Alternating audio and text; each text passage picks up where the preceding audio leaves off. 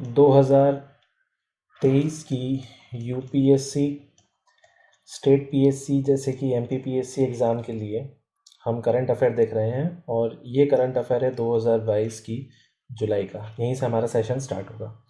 ये पूरे एक महीने का करंट अफेयर होगा। सारी इंपॉर्टेंट डिटेल्स इसी में आएंगी।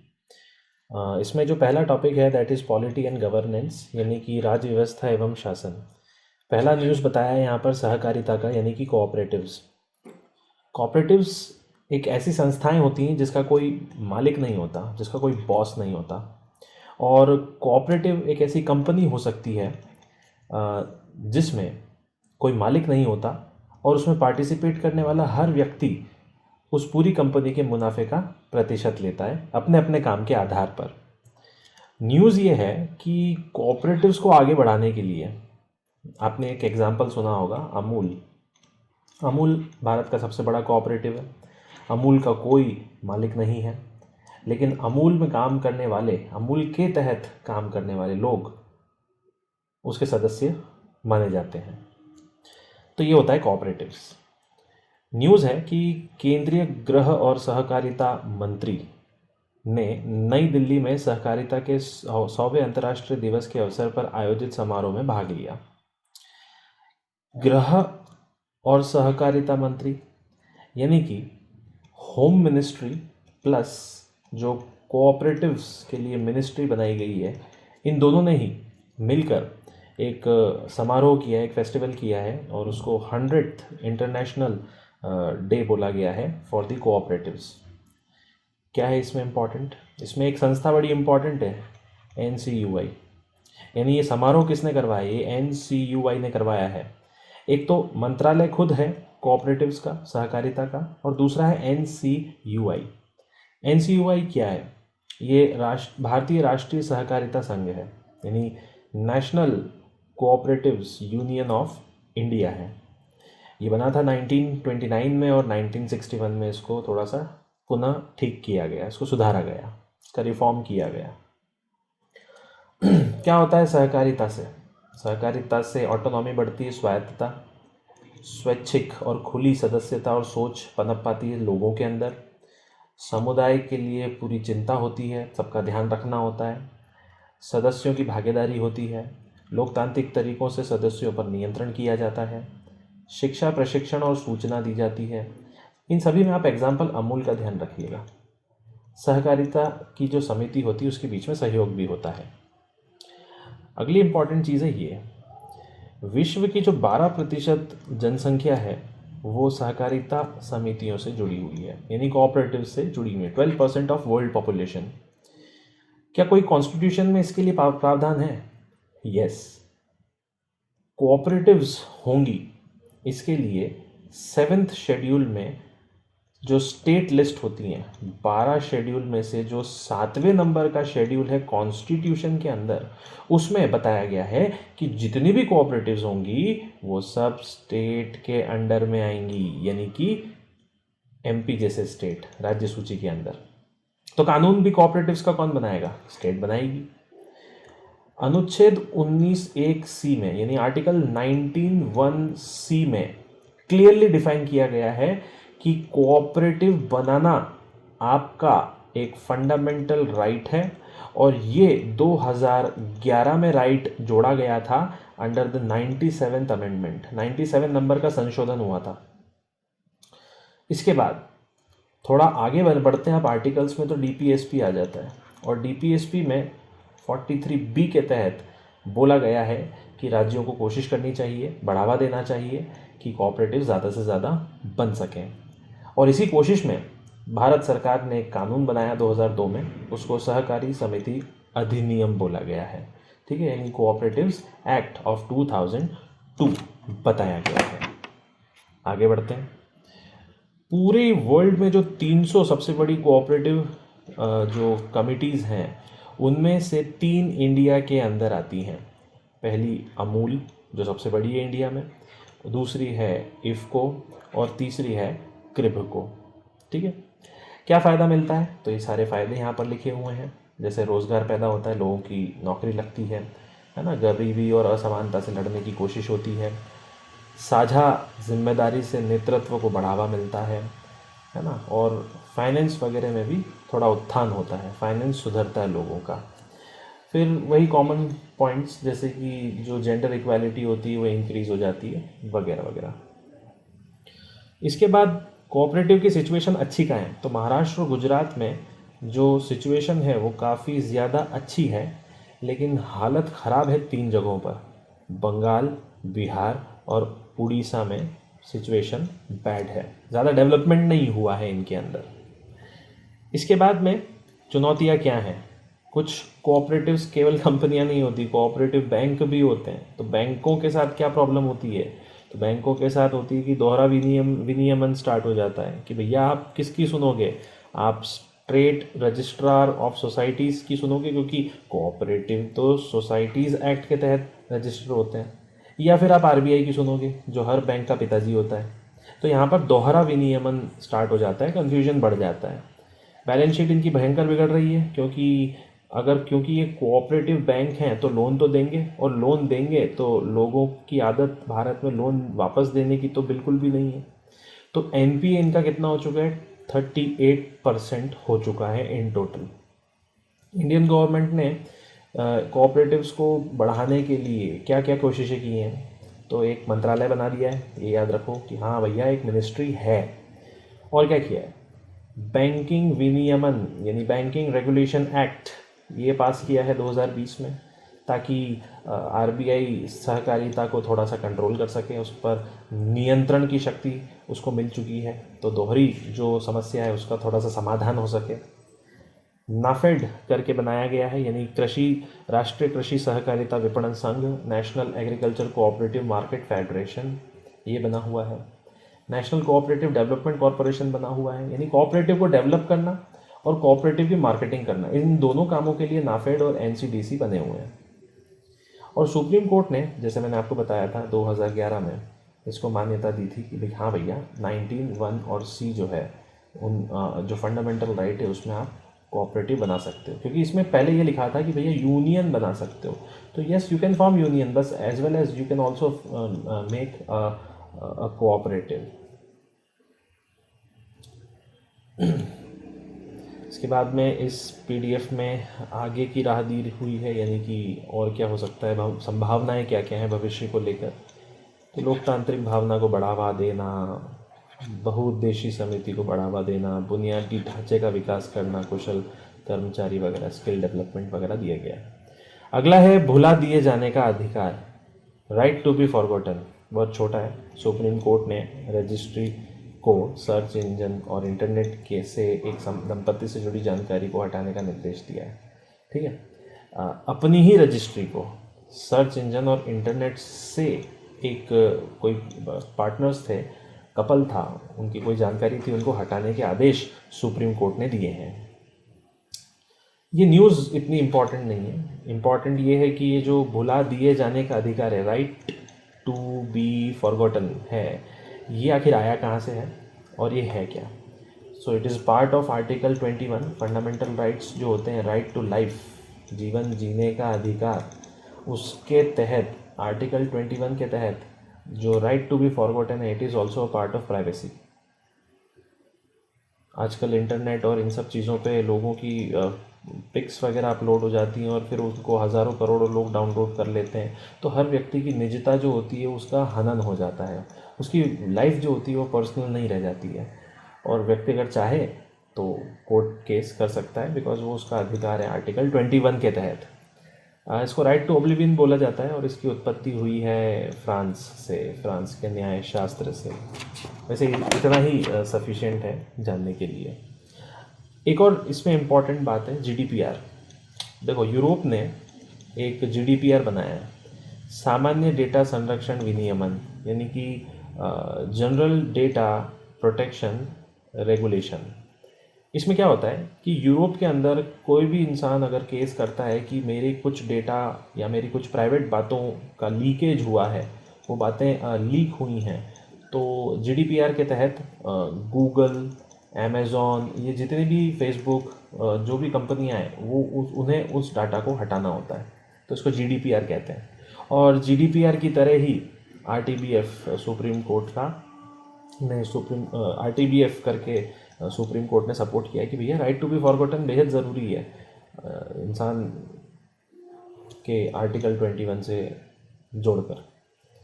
तो कुछ खास नहीं है इसमें, हम अगली न्यूज़ देख लेते हैं। नेक्स्ट न्यूज़ है विदेशी योगदान विनियमन अधिनियम फॉरेन कंट्रीब्यूशन रेगुलेशन एक्ट। ये क्या है? ये कानून जो था ये 1976 में बना था और इस कानून से NGOs को कंट्रोल करने के लिए बनाया गया था कि भैया बाहर से जो पैसा आएगा उसकी शर्तें क्या क्या होंगी। फिर क्या हुआ, कानून तो तुमने बना दिया और पहली बार जब कानून बनाते हो तो उसमें काफ़ी गलतियां होती हैं। तो 2010 में इसका अमेंडमेंट हुआ इस बात पर कि जो NGO हैं ये बड़े नखरे करते हैं इन कानूनों को मानने से, क्योंकि NGO पर यह भी आरोप लगे कि ये तो ब्लैक मनी को वाइट करने का काम कर रहे हैं, यानी बाहर से जो पैसा मंगवाते हैं वो असल में देश का ही पैसा है जो बाहर घूम के वापस आता है। तो NGO पर और ज़्यादा नज़र रखने के लिए 2010 में इस कानून को स्ट्रॉन्ग किया गया। कानून का नाम है फॉरेन कंट्रीब्यूशन रेगुलेशन एक्ट, यानी कि विदेशी योगदान विनियमन अधिनियम, विदेशों से पैसा आना।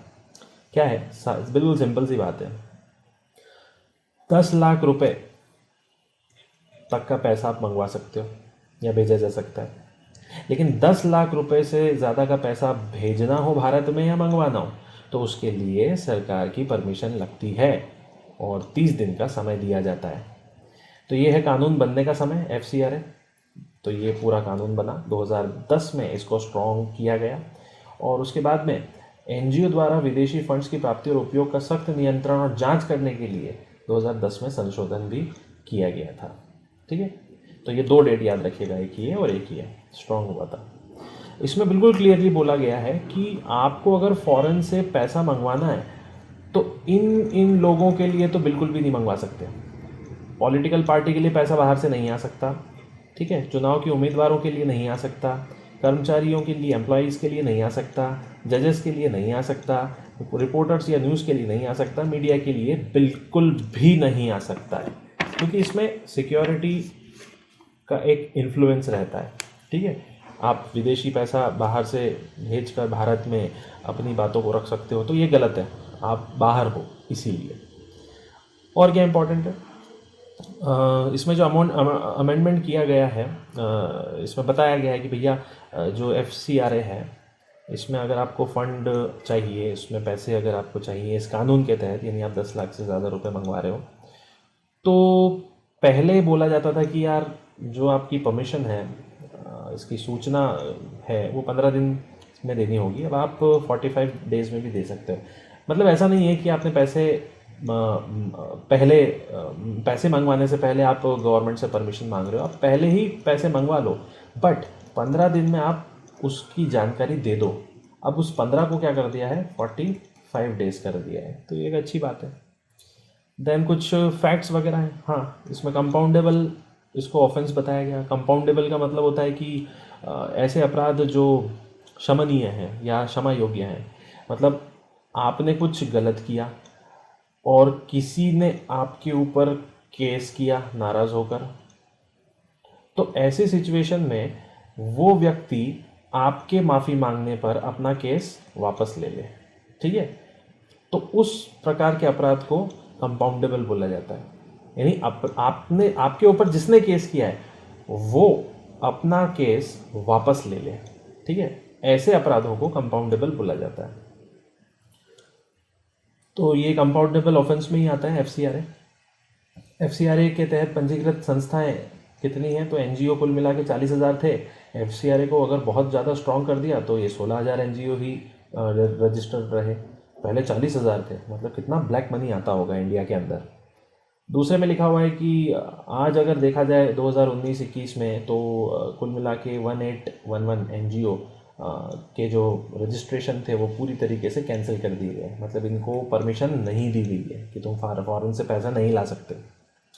ठीक है, इसके बाद में यहाँ लिखा हुआ है इसका कार्यान्वयन, ये जो कानून है ये मिनिस्ट्री ऑफ होम अफेयर्स से चलता है। FCRA का कानून काफ़ी अच्छा है, ज़रूरी है। अब आप NGO हो तो FCRA के तहत आपको पैसा मंगाना है तो आपको स्टेट बैंक में अपना खाता खुलवाना पड़ेगा, और वो खाता केवल नई दिल्ली की शाखा में ही खुलेगा, ठीक है, और FCRA के नाम पर खुलेगा, आपको बताना पड़ेगा। देन अगला इम्पोर्टेंट आता है कि फंड्स आप जो भी विदेशों से मंगवाओगे उसे उसी काम के लिए इस्तेमाल कर सकते हो जिसके लिए वो फंड आया है, दूसरे काम के लिए नहीं यूज़ कर सकते, ठीक है। प्लस आपको एनुअल रिटर्न भी सबमिट करना पड़ेगा, ये भी बड़ा इम्पोर्टेंट बताया गया। देन एक केस यहाँ पे बताया गया है, कैप्शन इंटरनेशनल, ये एक NGO था और इस NGO पर बैन लगा दिया गया था। बैन क्यों लगाया गया था? क्योंकि 2016 में इसने बाहर से इंडिया में पैसा तो मंगवाया NGO बनने के नाम पर, लेकिन उससे धर्म परिवर्तन बहुत करवाता था ये, तो सरकार ने उसको बैन कर दिया। नाम था कैप्शन इंटरनेशनल, ठीक है। देन नथिंग एल्स, गैर सरकारी जो संगठन है उनको लक्षित करने के आरोप लगते हैं, ये क्या है देख लेते हैं। हाँ, FCRA की चिंताएं, FCRA की चिंताएं क्या क्या हैं? सबसे बड़ी चिंता ये NGO चिल्लाने लगते हैं कि गवर्नमेंट हमको टारगेट कर रही है, हमें काम नहीं करने देना चाहती, इसलिए ये FCRA को इतना स्ट्रॉन्ग किया गया है। तो ये तो सब इनके बहाने हैं। दूसरा और क्या ये आरोप लगाते हैं? हाँ, ये एक और आरोप लगाते हैं, गैर सरकारी संगठनों की कार्य प्रणाली प्रभावित हुई है। मतलब बिल्कुल ही रिडिकुलस, हमको काम नहीं करने देते, बेवकूफ़ी भरा काम। The next is model tenancy act, यह काफ़ी ज़रूरी रहेगा इस पूरे जून के न्यूज़पेपर में। मॉडल टेनेंसी एक्ट 2021 की न्यूज़ है। देखो, मॉडल टेनेंसी एक्ट जो कानून है, ये कानून बनाया है मिनिस्ट्री ऑफ हाउसिंग ने, ठीक है। यानी ये वो कानून है जो आवास मंत्रालय ने बनाया है। सेंटर का मंत्रालय है बहुत बड़ा, ठीक है, इसको महुआ कहते हैं। अब हुआ क्या है, ये जो हाउसिंग वाला मामला है ये स्टेट का सब्जेक्ट होता है, लेकिन कानून सेंटर ने बनाया है, तो इसीलिए इसके नाम में आता है मॉडल। मॉडल का मतलब है सेंटर कहता है कि देखो, हाउसिंग से रिलेटेड, किराएदारी से रिलेटेड क्या कानून होना चाहिए वो हम आपको बना के दे देते हैं, आप उससे सीखो, उसमें सुधार करो और अपना खुद का कानून बनाओ। किससे कहते हैं? स्टेट से कहते हैं, ठीक है। तो अभी 4 राज्यों ने, यानी आंध्र प्रदेश, तमिलनाडु, उत्तर प्रदेश और आसाम ने इसमें संशोधन किया है, यानी अपने हिसाब से बनाया। क्यों? क्योंकि किराएदारी कानून या हाउसिंग का कानून स्टेट का सब्जेक्ट होता है। तो सेंटर क्या कर सकता है? वो एक मॉडल एक्ट बना सकता है कि इसको देखो और इससे सीखो, और इससे जो भी तुम्हें समझ में आ रहा है वो तुम ले सकते हो। यानी इस एक्ट को मानना ज़रूरी नहीं है, स्टेट अपना खुद का बना सकता है, बिल्कुल क्लियर, ठीक है। तो ministry of housing and urban affairs ने इसे 2021 में मंजूरी दी थी, और यहाँ दिया गया है कि पहला जो यूनियन टेरिटरी है वो है जम्मू एंड कश्मीर, जिसने इस मॉडल टेनेंसी एक्ट को अपना लिया है, ठीक है। यहाँ लिखा हुआ है 7 शेड्यूल में आता है स्टेट लिस्ट, और ये जो हाउसिंग होता है यानी आवास, ये इसी का काम होता है कि राज्य ही कानून बनाएगा। देन इसमें, इस कानून में विशेषताएं क्या हैं? बड़ी इंटरेस्टिंग है। जैसे कि ये जो कानून है ये हाउसिंग, कमर्शियल और जो शैक्षणिक उपयोग होता है, यानी कि एजुकेशनल यूज़ होता है, ऐसी जगहों पर लागू किया जा सकता है। जैसे आपने किराए से लिया और आप रहने लगे, आपने किराए से लिया और आप दुकान चलाने लगे, आपने ज़मीन किराए से ली, घर किराए से लिया और आप स्कूल चलाने लगे या कोचिंग, ठीक है। इस कानून से आप कर सकते हो, लेकिन आप इस कानून से इंडस्ट्री नहीं चला सकते। तो ये पहली चीज़ है, किस पर लागू होता है, ये पहली चीज़। दूसरा लिखा है कि ऑब्वियसली ये तो बहुत बेसिक सा है, इसको लिखने की ज़रूरत नहीं, लिखित समझौता होना ज़रूरी है दोनों पक्षों के बीच में। देन नेक्स्ट इज़, ये बड़ा अच्छा है, अगर आपने किराया नहीं दिया तो किराया नहीं देने के 2 महीनों बाद आपसे 2 गुना किराया लिया जाएगा। मतलब जनवरी चल रहा है और फरवरी चल रहा है और आपने दिसंबर से किराया नहीं दिया था, मतलब दिसंबर में दे दिया था, जनवरी और फरवरी में नहीं दिया, इन 2 महीने पेंडिंग है, तो इस पेंडिंग का इंटू 2 देना पड़ेगा। बाद में दूसरा लिखा है, अगर ऐसा 2 महीने से ज़्यादा होता है तो आपको 4 गुना पैसे देने पड़ेंगे।